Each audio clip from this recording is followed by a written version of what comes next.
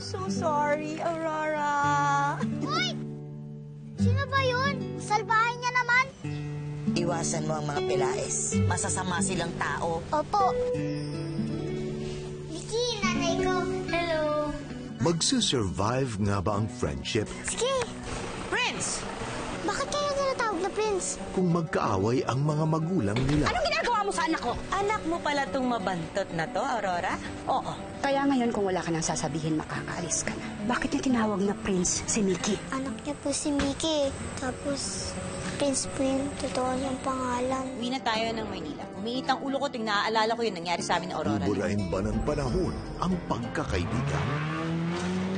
Hoy! Hindi sa itong kalye, ha? Ah, talaga? Sabi ng lolo ko sa amin tong bahay na to.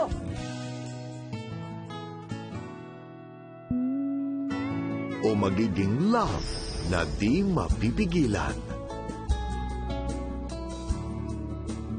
Ano ginagawa mo dito? Ba't ba ang taray mo?